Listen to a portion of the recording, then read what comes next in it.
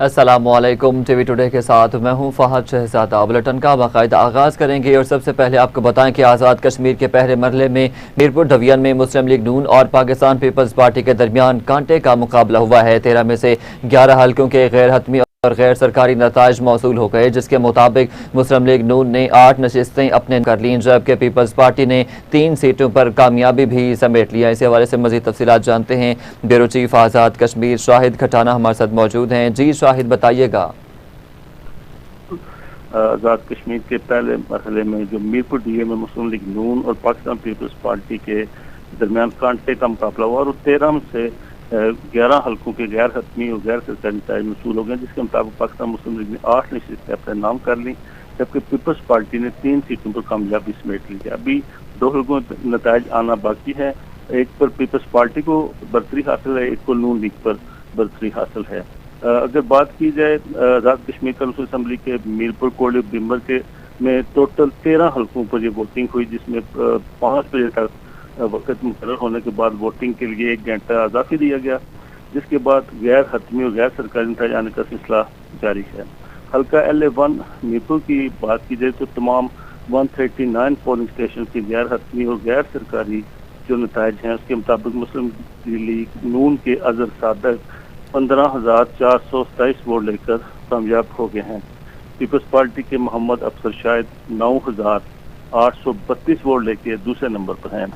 हल्का LA2 मीरपुर 2 के तमाम 149 जो पोलिंग स्टेशन के गैर हतमी और गैर सरकारी नतीजा आया है, उसके मुताबिक पीपल्स पार्टी के कासिम मजीद ने 12,904 वोट लेकर मैदान माली है, जबकि मुस्लिम लीग नून के अजीम बख्श चौधरी ने 8,182 वोटों के साथ दूसरे नंबर पर रहे हैं। इसी तरह हल्का LA3 मीरपुर 3 की बात की जाए तो 161 पोलिंग स्टेशन के गैर हतमी और गैर सरकारी नतीजे के मुताबिक पाकिस्तान पीपल्स पार्टी के चौधरी यासिर सुल्तान ने 11,676 वोट लेकर कामयाब करार पाए, जबकि मुस्लिम लीग नून के चौधरी मोहम्मद सईद 9,832 वोट के साथ दूसरे नंबर पर रहे।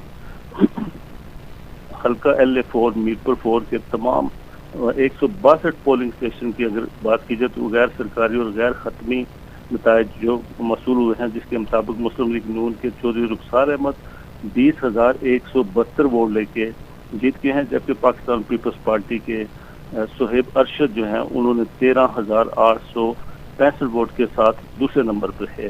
हल्का LA5 बिम्बर 1 की बात की जाए तो गैर खत्मी और गैर सरकारी नतीजे के मुताबिक मुस्लिम लीग नून के वकार अहमद नूर 29,875 वोट लेके कामयाब करार पाए, जबकि पाकिस्तान पीपल्स पार्टी के चौधरी परवेज अशरफ 29,143 वोट लेके दूसरे नंबर पर रहे।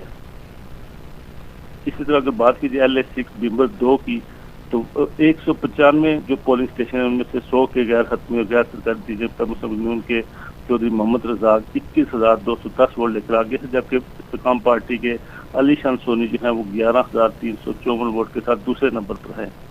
इसी तरह हल्का LA7 बिम्बर 3 के तमाम 237 जो पोलिंग स्टेशन हैं उनके गैर सरकारी और गैर हतमी जो नताइज मसूल हैं, जिसके मुताबिक मुस्लिम लीग नून के चौधरी तारक फारूक 35,490 वोट लेकर जीत गए हैं, जबकि आज़ाद उम्मीदवार चौधरी अनवारुल्लाह 25,000 वोटों के साथ दूसरे नंबर पर है। अगर बात कीजिए LA8 कोटली 1 की तो तमाम 155 जो पोलिंग स्टेशन के गैर सरकारी और गैर हतमी नताइज मसूल हैं, उसके मुताबिक पीपल्स पार्टी के जफर इकबाल मलिक 19,535 वोट लेकर कामयाब, जबकि मुस्लिम लीग नून के मलिक मोहम्मद नवाज खान जो हैं उन्होंने 11,966 वोट लेकर दूसरी पोजीशन हासिल की। हल्का LA9 कोटली 2 की अगर बात की जाए यहाँ पर 178 पोलिंग स्टेशन के गैर हतमी और गैर सरकारी जो नताइज हैं, उसके मुताबिक मुस्लिम लीग नून के उमैर नईम जो हैं उन्होंने 31,080 वोट लेकर जीत गए हैं, जबकि पीपल्स पार्टी के पाकिस्तान पीपल्स पार्टी के जावेद इकबाल बटानवी जो हैं उन्होंने 28,509 वोट हासिल किए और वो दूसरे नंबर पर है।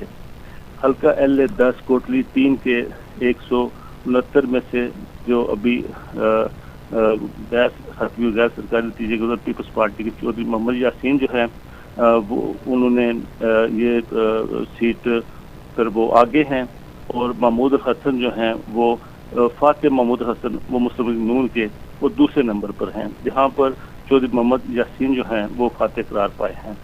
حلقہ LA 11 کوٹلی 4 کے تمام 206 جو پولنگ اسٹیشن ہیں ان کے غیر حتمی اور غیر سرکاری نتیجے کے مطابق پاکستان مسلم لیگ کے محمد آصف جو ہیں انہوں نے 26,190 ووٹ لے کے کامیاب قرار پائے، جبکہ پیپلز پارٹی کے چودھری محمد اخلاق جو ہیں وہ 21,751 ووٹ لے کے دوسرے نمبر پر ہیں۔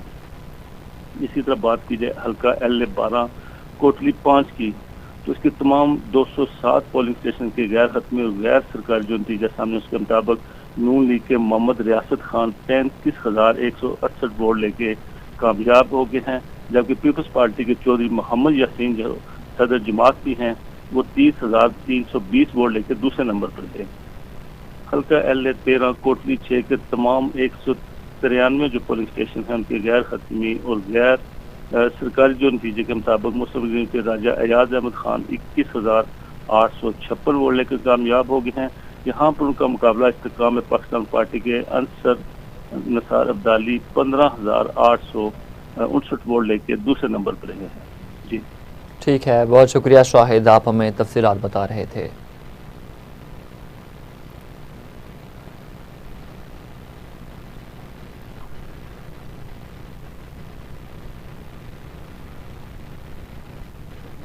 سینئر وزیر پنجاب مریم اورنگزیب نے کہا ہے کہ نواز شریف اور وزیر اعلیٰ مریم نواز کی 24 جولائی کو میرپور آمد پر ہی عوام نے نون لیگ کے حق میں فیصلہ سنا دیا تھا۔ مریم اورنگزیب کا کہنا تھا کہ میرپور نے آج شیر پر مہر لگا کر باضابطہ اعلان کر دیا ہے کہ آزاد جموں کشمیر کی ترقی صرف نون لیگ سے جڑی ہے۔ 21 جولائی کو مظفر آباد بھی اپنا یہ فیصلہ پہلے ہی سنا چکا ہے۔ 2 اگست کو شیر پر مہر لگا کر کشمیری اپنے اس فیصلے کا باضابطہ اعلان کریں گے۔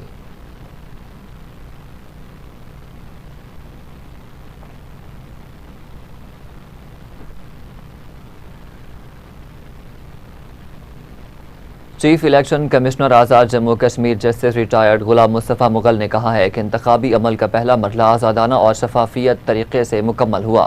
چیف الیکشن کمشنر آزاد جموں کشمیر جسٹس ریٹائرڈ غلام مصطفیٰ مغل نے پریس کانفرنس کرتے ہوئے کہا ہے کہ تمام سیاسی جماعتوں نے انتخابات میں بھرپور حصہ لیا، پولنگ پر امن ماحول میں مکمل ہوئی۔ غلام مصطفیٰ مغل نے کہا کہ لوگوں نے بڑی تعداد میں اپنی حق رائے دہی استعمال کیا، سماہنی میں پولنگ میں رکاوٹ ڈالنے والوں کو گرفتار کر لیا گیا۔ انہوں نے مزید کہا کہ انتخابات کے دوران امن و امان کے لیے قانون نافذ کرنے والے اداروں کا کردار مثالی رہا۔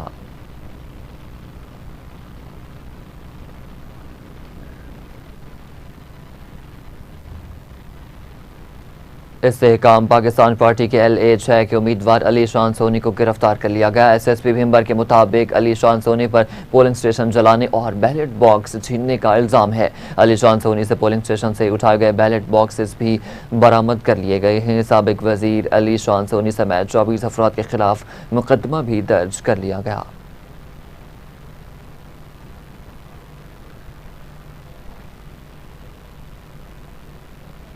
آگے بڑھتے ہوئے آپ کو بتائیں کہ وفاقی وزیر داخلہ محسن نقوی نے قطری ہم منصب اور کمانڈر داخلی سلامتی فورس شیخ خلیفہ بن حمد بن خلیفہ ثانی سے اہم ملاقات کی ہے، جس میں سیکیورٹی سے متعلق شعبوں میں دو طرفہ تعاون بڑھانے پر تفصیلی تبادلہ خیال کیا گیا۔ دونوں وزراء داخلہ نے سیکیورٹی پارٹنرشپ بڑھانے پر تبادلہ خیال کیا۔ خطے کی موجودہ صورتحال اور امن اور استحکام پر بھی گفتگو کی گئی ہے۔ وزیر داخلہ کے درمیان دو طرفہ تعاون کو مستحکم بنانے کے عزم کا اعادہ کیا گیا۔ ملاقات میں داخلی سیکیورٹی سے متعلق باہمی تعاون اور شراکت داری کو مضبوط بنانے کا فیصلہ کیا گیا ہے۔ آپ کو اپڈیٹ کر رہے ہیں کہ وزیر داخلہ محسن نقوی سے قطری ہم منصب اور کمانڈر داخلی سلامتی فورس شیخ خلیفہ بن حمد بن خلیفہ ثانی سے اہم ملاقات کی ہے، جس میں سیکیورٹی سے متعلق شعبوں میں دو طرفہ تعاون بڑھانے پر تفصیلی تبادلہ خیال کیا گیا۔ دونوں وزراء داخلہ نے سیکیورٹی پارٹنرشپ بڑھانے پر بھی تبادلہ خیال کیا۔ خطے کی موجودہ صورتحال اور امن و استحکام پر بھی گفتگو کی گئی ہے۔ آپ کو اپڈیٹ کر رہے ہیں کہ وزیر داخلہ محسن نقوی کی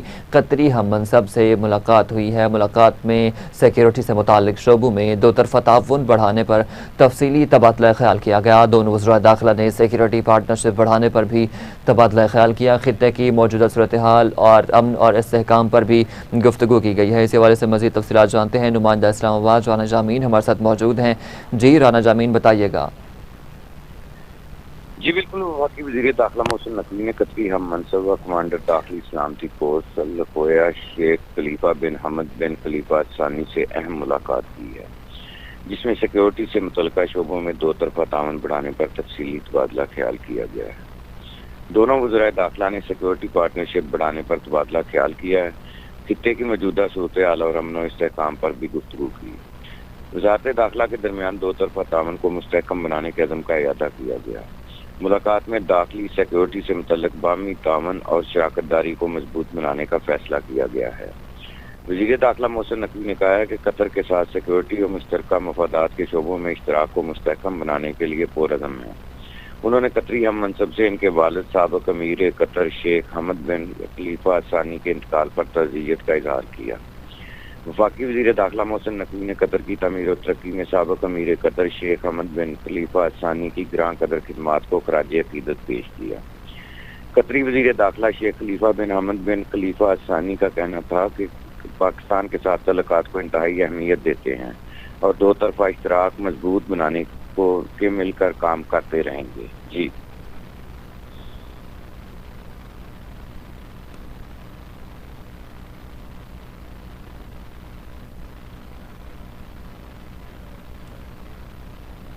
شامل کریں کہ امریکی صدر ڈونلڈ ٹرمپ نے کہا ہے کہ ایران پر امریکی حملے عارضی طور پر روکے گئے ہیں، تاہم اگر مذاکرات ناکام ہوئے تو سخت فوجی کارروائی کی جائے گی۔ امریکی صدر ڈونلڈ ٹرمپ نے امریکی جریدہ ایکزیوس کو دیے گئے انٹرویو میں کہنا تھا کہ ایران کے ساتھ مذاکرات جاری ہیں اور آبنائے ہرمز کی صورتحال اور جوہری معاہدے سے متعلق اہم بات چیت ہو رہی ہے۔ ایران، عمان، قطر، پاکستان اور مصر اس سفارتی عمل میں سرگرم کردار ادا کر رہے ہیں۔ انہوں نے کہا ہے کہ ان کا تاثر ہے کہ ایران معاہدہ کرنا چاہتا ہے، تاہم معاہدہ یا تو جلد ہو جائے گا یا پھر بالکل بھی نہیں ہوگا۔ ٹرمپ کے مطابق ثالث ممالک کی اپیل پر ایران پر حملے روکنے کا فیصلہ کیا گیا تھا۔ امریکی صدر نے دعویٰ کیا کہ حملے مؤخر ہونے کے بعد عالمی منڈی میں تیل کی قیمتوں میں کمی آئی، جبکہ امریکی اسٹاک مارکیٹ میں بھی تیزی دیکھی گئی۔ ڈونلڈ ٹرمپ نے دعویٰ بھی کیا کہ اگر وہ نہ ہوتے تو ایران اب تک جوہری طاقت بن چکا ہوتا۔ دوسری جانب امریکی صدر ڈونلڈ ٹرمپ اور اسرائیلی وزیر اعظم نیتن یاہو کی آج وائٹ ہاؤس میں اہم ملاقات بھی متوقع ہے، جس میں ایران، غزہ اور خطے کی مجموعی صورتحال پر تبادلہ خیال کیا جائے گا۔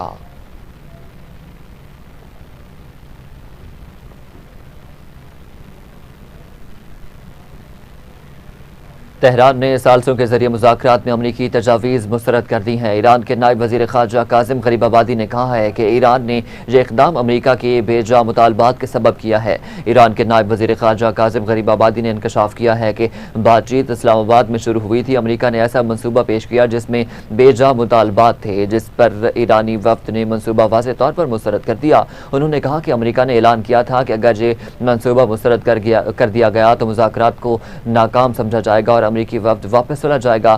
بات چیت کے آخر میں ہوا بھی رہی اور امریکی وفد بات چیت چھوڑ کر چلا گیا۔ غریب آبادی نے بتایا کہ ایرانی وفد نے نہ تو اس بات پر زور دیا اور نہ ہی درخواست کی کہ مذاکرات کا سلسلہ جاری رکھا جائے، اور یہ نقطہ نظر اس بات کی مثال ہے کہ ایران باوقار انداز سے سفارتکاری کر رہا ہے۔ انہوں نے آبنائے ہرمز کی صورتحال پر بھی بات کرتے ہوئے کہا ہے کہ ایران کی جانب سے آبنائے ہرمز دوبارہ بند کیے جانے کے بعد عمان میں بھی بات چیت ہوئی۔ عمانی وفد نے زور دیا کہ جہازوں کی آمد و رفت کے لیے کھولا گیا جنوبی راستہ اس وقت تک کھلا رکھا جائے جب تک ایران اور عمان کے درمیان کسی نتیجے پر پہنچتے ہیں اور بعد میں یہ راستہ بند کر دیا جائے، مگر ایران نے اس تجویز کو قبول نہیں کیا۔ غریب آبادی نے کہا کہ ایران نے واضح کیا کہ بات چیت کا نتیجہ خواہ کچھ بھی ہو، جنگ کے آغاز سے ہی ایران کی اصولی پالیسی واضح ہے۔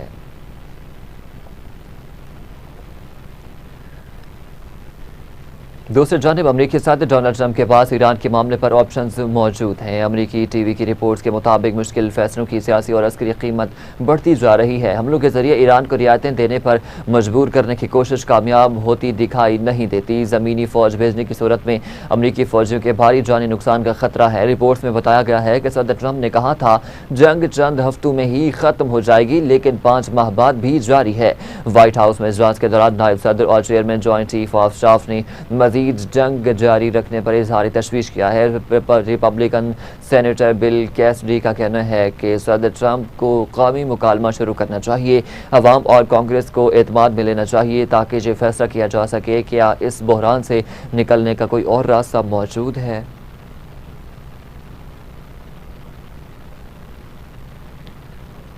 ایران کی مشترکہ فوجی کمان نے خبردار کیا ہے کہ اگر امریکہ ایران کے خلاف کسی بھی قسم کی غیر قانونی بحری ناکہ بندی نافذ کرنے کی کوشش کرتا ہے تو اسے خطے میں جاری تنازع میں مزید کشیدگی کا اقدام تصور کیا جائے گا۔ ایرانی خبررساں ادارے مہر نیوز کے مطابق القدس فورس ہیڈ کوارٹر کی جانب سے جاری بیان میں کہا گیا کہ امریکی فوج کی جانب سے کسی بھی قسم کی دھمکی یا جارحانہ اقدام کو بغیر جواب کے نہیں چھوڑا جائے گا۔ انہوں نے کہا ہے کہ کسی بھی قسم کی دھمکی یا جارحانہ اقدام کے خلاف مناسب کارروائی کی جائے گی، بحری ناکہ بندی کا رد عمل بھی دیا جائے گا۔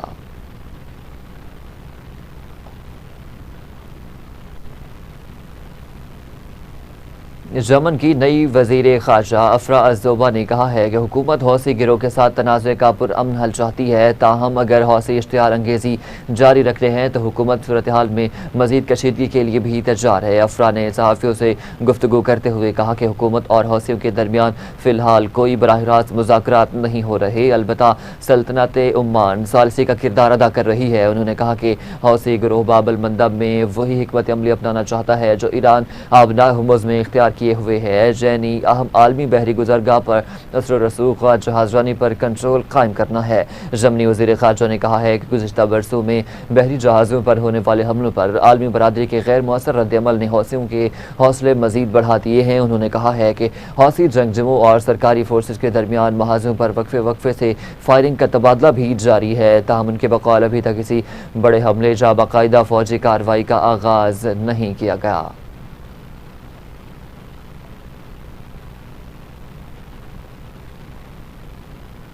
دوسری جانب عراقی سرزمین سے سعودی عرب پر حملے پر عراقی وزیراعظم نے تحقیقات کا حکم دے دیا۔ اطلاعات کے مطابق حملہ عراق میں موجود ایرانی حمایت یافتہ ملیشیا نے کیا ہے۔ دفتر عراقی وزیراعظم کے مطابق عراق سرزمین کو ہمسایہ ممالک پر حملوں کے لیے استعمال ہونے کی اجازت نہیں دیں گے۔ عراق سے ایرانی حمایت یافتہ ملیشیا کے سعودی عرب پر حملے کی تحقیقات جاری ہیں۔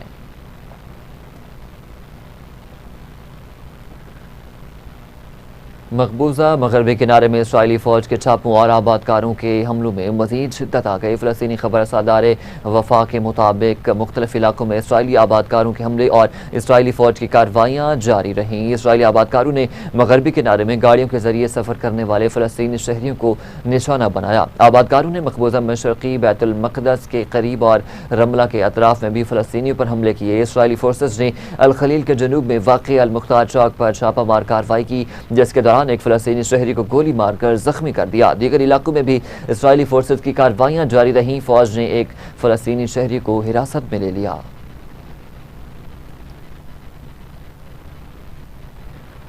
اقوام متحدہ کے سیکریٹری جنرل انطونیو گوتریس نے مقبوضہ مغربی کنارے میں اسرائیلی بستیوں کی توسیع کے منصوبوں کی مذمت کرتے ہوئے کہا ہے کہ یہ بستیاں بین الاقوامی قانون کی کھلی خلاف ورزی ہیں۔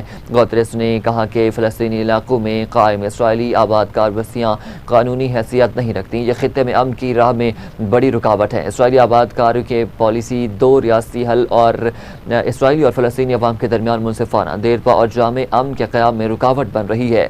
انہوں نے ایک بار پھر شہریوں کے تحفظ اور بین الاقوامی انسانی حقوق اور انسانی قانون کی خلاف ورزی کرنے والوں کے احتساب پر بھی زور دیا۔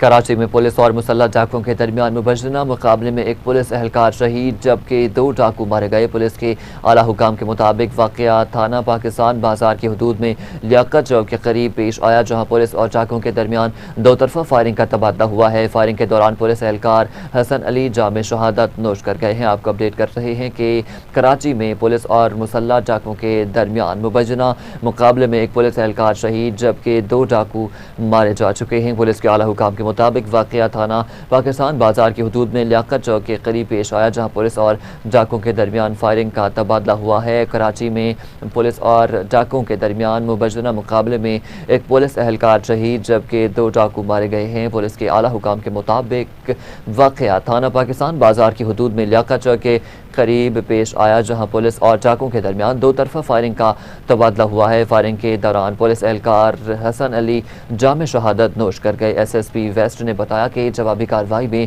دونوں مسلح ملزمان ہلاک ہو گئے ہیں۔ اسی حوالے سے مزید جانتے ہیں بیورو چیف کراچی پیرزادہ نوید عباس ہمارے ساتھ موجود ہیں۔ جی نوید، بتائیے گا مزید کیا تفصیلات ہیں؟ جی یہ پاکستان بازار کا واقعہ ہے. پاکستان بازار لیاقت چوک کے اندر جو ہے ڈاکو اور پولیس کے درمیان جو ہے وہ تبادلہ ہوا، جس میں ایک جو ہے وہ پولیس اہلکار جام شہادت نوش کر گیا، جس کا نام حسن علی جام بتایا جا رہا ہے. دونوں ڈاکوئے جو موقع پر ہی جاں بحق ہو گئے. ڈاکوؤں سے ایمینیشن اور ایک موٹر سائیکل برآمد ہوئی ہے.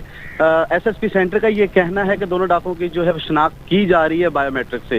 آئی جی سنگھ جاوید عالم اوڑو نے جو ہے واقعے کا فوری نوٹس لیتے ہوئے ڈی آئی جی سینٹر سے جو ہے وہ رپورٹ طلب کی ہے، اور آئی جی سنگھ جاوید عالم اوڑو نے حسن علی جام کو جو ہے بہادر پولیس اہلکار جو ہے وہ قرار دیا اور خراج تحسین پیش کیا. جی ٹھیک ہے، بہت شکریہ پیرزادہ نوید، آپ ہمیں تفصیلات بتا رہے تھے.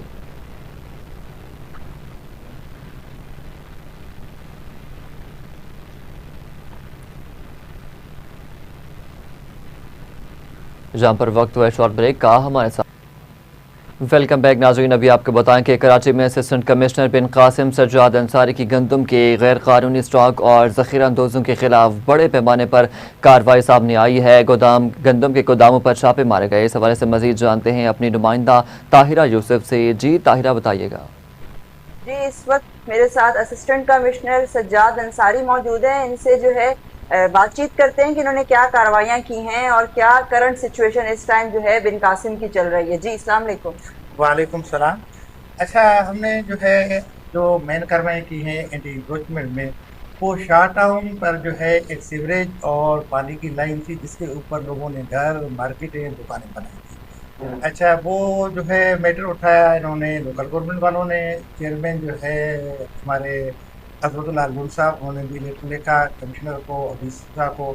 پھر ہم نے شیڈول نکالا اور وہ پوری کی پوری ایریا تقریباً 1.5 کلومیٹر تک کی جو لمبائی کے لیے مارکیٹ 20 فٹ تک جو ہم نے کلیئر کروائی. 20 فٹ یہ کہ وہ لائن جو ہے 20 فٹ تقریباً چوڑی اس کا جو ایریا تھا وہ ساری ہم نے کلیئر کروائی. اور ہم نے لینڈ جو ہے واٹر اینڈ سیوریج بورڈ والوں کو حوالے کر دی اور لوکل گورنمنٹ والوں کو بھی ہدایت کی کہ بھائی اس کی نگرانی کریں کیونکہ دوبارہ جو ہے اس پہ امپروومنٹ نہ ہو. اس کے علاوہ جو ہمیں مین نیشنل ہائی وے ہے وہ گگر پھاٹک تک ہم نے دونوں سائڈ کلیئر کروائیں اور شاہ ٹاؤن میں جو بھی اندر جو مسائل تھے انکروچمنٹ کے وہ خالی کروائے. لیکن یہ بھی دیکھا گیا ہے کہ لوگ پھر دوبارہ سے وہاں انکروچمنٹ، خاص کر کے جو پلکاس والے ہیں، تھلے والے ہیں، وہ واپس آ جاتے ہیں. لیکن ہم نے یہ پلان بنایا ہے کہ فریکوینٹلی ہم لوگ کارروائی کرتے رہیں. جی ہاں بالکل، بن کمشنر سجاد انصاری صاحب کا یہی کہنا تھا کہ وہ کوشش کرتے رہتے ہیں کہ اپنی حدود بن قاسم میں وہ جو ہے وقتاً بوقتاً کارروائی کرتے رہیں اور جو بھی اگر کوئی انلیگل چیز وہ دیکھیں تو اس پہ بحث کارروائی کی جائے. جی آگے بڑھتے ہوئے آپ کو بتائیں کہ مرکزی جمعیت اہل حدیث پاکستان کے ناظم اعلیٰ علامہ عبدالرشید حجازی کی وفد کے ہمراہ جماعت اسلامی کے مرکز منصورہ احمد جنرل سیکریٹری امیر العظیم کے انتقال پر اظہار تعزیت کیا. وفد میں مرکزی جمعیت اہل حدیث سٹی لاہور کے نائب امیر حافظ اعظم قاسم، مولانا صابر انجم اور مولانا رفیع اللہ نیازی بھی شامل تھے. علامہ عبدالرشید حجازی نے جماعت اسلامی کے امیر حافظ نعیم الرحمان، جماعت اسلامی کے ذمہ داران کارکنان سے دلی تعزیت اور ہمدردی کا اظہار کیا. علامہ عبدالرشید نے کہا کہ امیر العظیم مرحوم تمام سیاسی اور مذہبی حلقوں میں یکساں احترام کی نظر سے دیکھے جاتے تھے. انہوں نے دعا کی کہ اللہ تعالیٰ مرحوم کی دین اسلام کے لیے خدمات کو قبول فرمائے اور جنت الفردوس میں جگہ دے.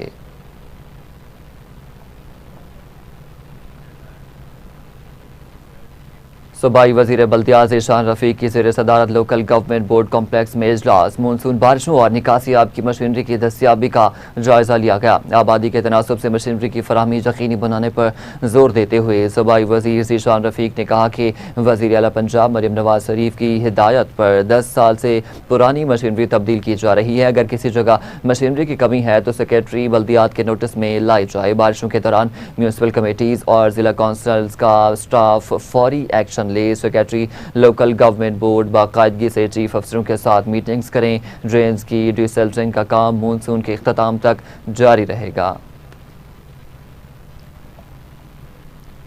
محکمہ توانائی کا پنجاب کی تاریخ میں منفرد اعزاز. QASPL لمیٹڈ کی جانب سے حکومت پنجاب کو 2 ارب روپے کا چیک دے دیا گیا ہے. صوبائی وزیر توانائی ملک فیصل ایوب کھوکھر سے سیکریٹری توانائی محمد اجمل بھٹی نے ملاقات کی ہے. Quaid Azam solar power limited کی پوری ٹیم کو بہترین کارکردگی پر مبارکباد دیتے ہوئے صوبائی وزیر توانائی فیصل ایوب کھوکھر نے کہا کہ محکمہ توانائی کے کامیاب حکمت عملی سے سرکاری خزانے میں اربوں روپے کا اضافہ ممکن ہوا ہے. डीजी पंजाब फूड अथॉरिटी राजा मंसूर अहमद का मांगा रोड रोही नाला पर वाक़ मीट प्रोसेसिंग यूनिट पर छापा। 4 लाख किलो फ्रोजन मीट की चेकिंग की गई है। 1500 किलो एक्सपायर्ड फंगस ज़दा गोश्त तल्फ, जबकि 10 लाख रुपए जुर्माना भी आयद किया गया। तर्जुमान के मुताबिक वज़ीर आला मरियम नवाज के हुक्म पर पंजाब फूड अथॉरिटी टीमों का जालसाज माफिया के खिलाफ ऑपरेशन जारी है। एक्सपायर्ड गोश्त फ्रीजन फ्रेश गोश्त के साथ रखा गया था। कोल्ड स्टोर में एक्सपायर, ख़राब और ताज़ा गोश्त को अलग अलग स्टोर ना करने पर एक्शन लिया गया। एक्सपायर्ड गोश्त पर मियाद इस्तेमाल की वाज़ेह लेबलिंग अदम मौजूद पाई गई। DIG east zone doctor Farukh Ali की ज़ेर सदारत इजलास हज़रत इमाम हुसैन और शहदाए करबला के चहलम के जुलूस की सिक्योरिटी इंतजामात का जायज़ा लिया।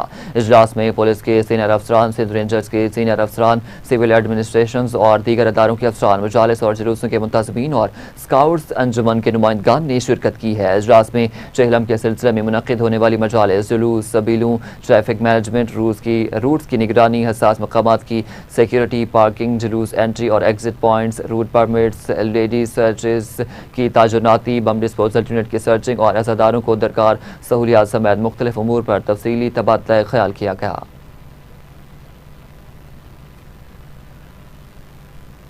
फ्रंट डेस्क शहरियों की शिकायत के फौरी अजाले का मरकज। रवां साल 3,36,000 से ज़ायद दरख्वास्तें मौसूल की गई हैं। तर्जुमान लाहौर पुलिस के मुताबिक मौसूल होने वाली दरख्वास्तों में से 2,22,000 पर कार्रवाई मुकम्मल कर ली गई है। FIR का बर वक्त इंदराज, मेरिट पर तफ्तीश और मजलूम को इंसाफ की फराहमी यकीनी बनाने की हिदायत करते CCPO लाहौर बिलाल सिद्दीक कमियाना ने कहा कि सुपरवाइजरी अफसरान कंप्लेन मैनेजमेंट सिस्टम पर मौसूल अवामी शिकायत के मौसर फॉलो अप को यकीनी बनाएं। तफ्तीशी अफसरान पेशा अपना मुकम्मल करें।